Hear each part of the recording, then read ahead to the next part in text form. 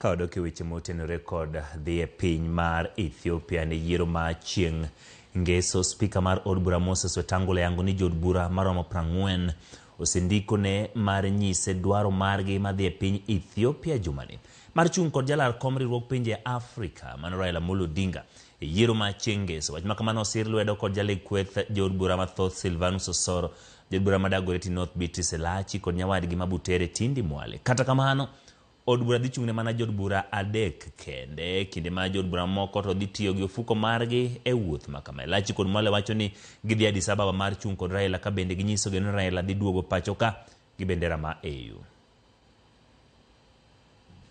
As the National Assembly, and following a request from the Minister of Foreign Affairs, we have a delegation of 4 members traveling to Addis Ababa in solidarity with the Kenya candidate.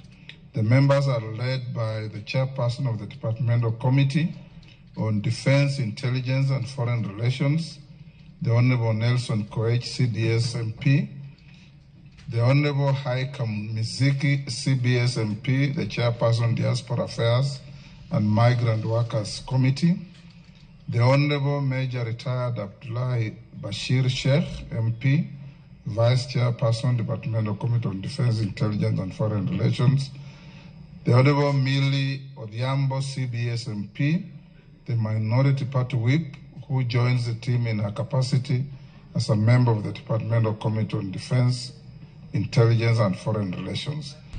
In line with the provisions of standing orders, I have received around 40 notifications from members intending to attend the activity.